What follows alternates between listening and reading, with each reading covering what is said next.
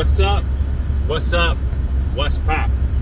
Hey, yo, it's Nate Dogg, 916, coming at you live from Sacramento.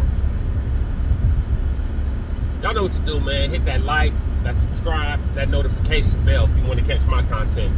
Once again, I say this often, I don't post all the time, but when I post, I usually have something to say. I try not to post just to post.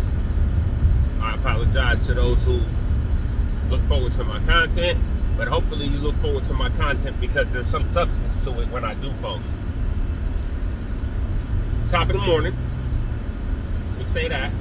Good morning for those who don't know what top of the morning means. I've noticed that you got people out here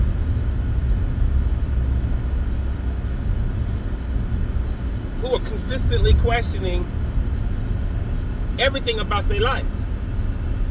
Why is this happening to me? Why is that happening to me? Well, let's first start out with what kind of environment are you keeping around yourself? What kind of area do you live in? And if it's an area that you don't feel comfortable living in, like you feel like you can't make it up out of it, like the hood, then what are you doing to try to make it up out of it? What are you doing for a living? What are you doing to make money? Like I say this a lot, and people have heard me say it a lot, that what are you doing to make tomorrow better than today? What are you doing? Sitting on the couch crying about it?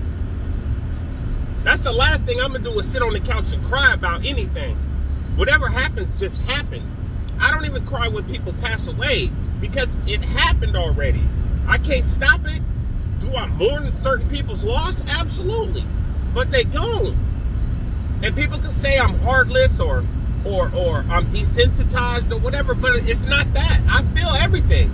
It's just the way I process stuff. I don't sit and dwell on anything. Or at least I try my best not to. I'm not perfect. But I try not to dwell on anything. I try to continually put stuff in my own path, or at least aim my path towards the stuff that I know is going to be prosperous or is going to be beneficial. You know, whether it be financially beneficial, mentally beneficial, or whatever. I'm consistently trying to climb up the ladder of life, spiritually, physically, and mentally. And financially. Let's not get it misunderstood. I want to get money too. You know, like a perfect example. Everybody who watches my channel knows I have a motorcycle. My motorcycle is my, let's just say my motorcycle is my final child, right? I don't love my motorcycle as much as my children, obviously. But let's say that's my one toy that's like my trophy. Not my trophy from the game, because I left the game alone a long time ago, but my trophy from the progress I made after coming home from prison. And you got somebody say, well, you bought a whole house. Well, that wasn't my trophy. That was another step in the process. I mean, why keep paying somebody else's mortgage when I can pay my own, right? And I bought that for my wife and my kids. Buying a house it's not it's an accomplishment, but it's not something that I like getting that bike. The bike that I wanted, not just any bike, the bike I wanted was one of those accomplishments, right? So I go for a ride a couple weeks ago, and I blow my head gasket, right? Not doing nothing extracurricular or nothing. I just believe it was old. My head gasket was old, and it was time to go, right? I was not and am not in the financial position to fix it immediately, right? Because, I mean, don't get me wrong, I'm not broke. Not at all. I work too hard to be broke. But to spend $1,200 to $1,500 on fixing a motorcycle that is my toy, is my extracurricular thing, it didn't make financial sense to me. To sink that much, put that much money into something immediately when I have a perfectly running vehicle or two or three, it didn't seem feasible because let's say, for instance, I was to put that $1,500 or however much it would have cost to get my motorcycle fixed into the bike. Now I'm at a stage where, say for instance, something happens to my truck.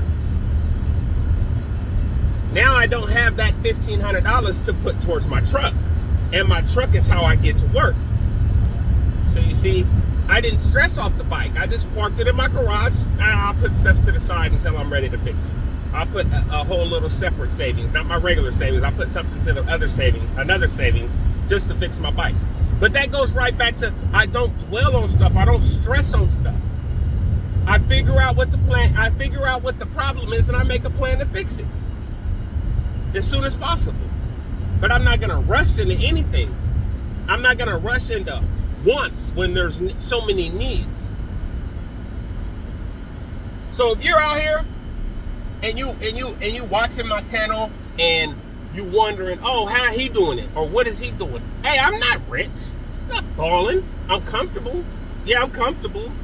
You know, are there some things I want? Absolutely. Who don't want stuff? But will I go above and beyond to get those things? Nah, I'll plot and plan and get it when it's necessary. If you don't listen to nobody else, man, if you don't gotta listen to me, but I'm gonna tell you the truth, man. Stay loyal.